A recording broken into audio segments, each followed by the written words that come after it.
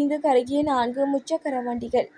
தெமட்டகுடியில் உள்ள சியபத் 7 அடுக்குமாடி குடியிருப்பில் 4 முச்சக்கர வண்டிகள் முற்றிலுமாக எரிந்து சாம்பலாகிவிட்டதாக தெமட்டகுடி போலீசார் தெரிவித்தனர். தீ விபத்தில் யாருக்கும் காயம் ஏற்படவில்லை. ஆனால் முச்சக்கர வண்டிகளுக்கு அருகில் நிறுத்தப்பட்டிருந்த வேனும் சேதமடைந்துள்ளதாக போலீசார் தெரிவித்தனர். துறைமுகத்தில் லஞ்சம் கேட்ட 2 பணி நீக்கம்.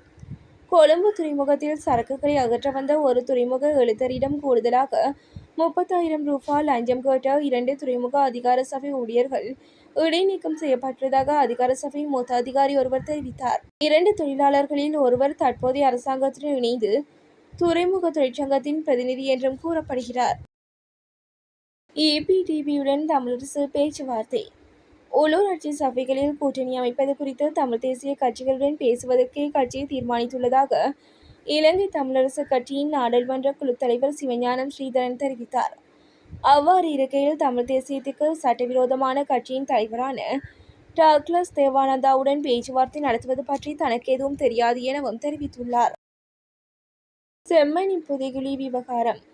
செம்மணி புதைகுழி தொடர்பான விசாரணை நடவடிக்கை துரிதப்படுத்தப்படும் என நீதி அமைச்சர் ஹர்ஷன நாணயக்கார உறுதியளித்துள்ளார். செம்மணி புதைகுழி தொடர்பில் நாடாளுமன்ற உறுப்பினர் கஜேந்திரகுமார் பொன்னம்பலம் நாடாளுமன்றத்தில் முன்வைத்துள்ள விடயம் தொடர்பில் விசேட கவனம் செலுத்தப்பட்டுள்ளது.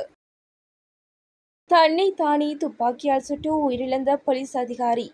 உப போலீஸ் பரிசோதகர் ஒருவர் துப்பாக்கியால் தன்னை தானே சுட்டு உயிரை மாய்த்து கொண்டுள்ளார். மஹியங்கனே போலீஸ் நிலையத்தில் பணியாற்றும் உப போலீஸ் பரிசோதகர் ஒருவரே இவ்வாறு உயிரை மாய்த்து கொண்டுள்ளதாக போலீசார் தெரிவித்தனர். குறித்த நபருக்கு வழங்கப்பட்ட உத்தியோகபூர்வ சேவை துப்பாக்கியிலே தன்னை தானே சுட்டுக் கொண்டுள்ளார்.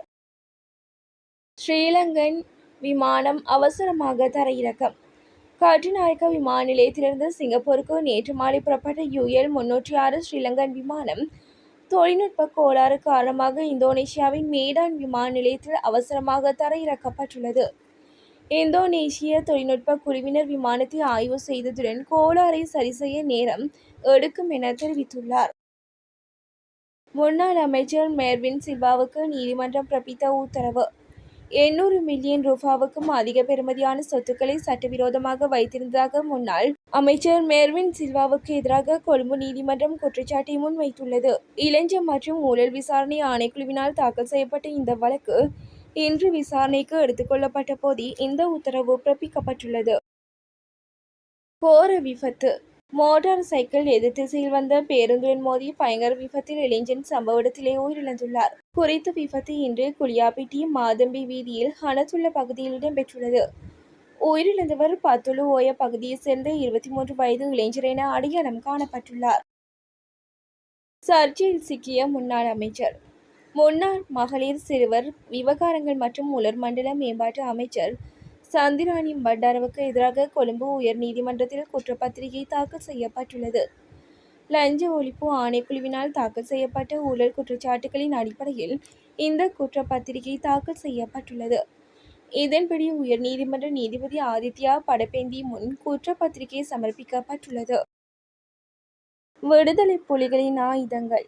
நாடாளுமன்ற உறுப்பினர் அர்ச்சுனாய் ராமநாதன் நாடாளுமன்றத்தில் நேற்று தெரிவித்த குறித்த கருத்தை முற்றிலும் நிராகரிப்பதாக பாதுகாப்பு அமைச்சு தெரிவித்துள்ளது.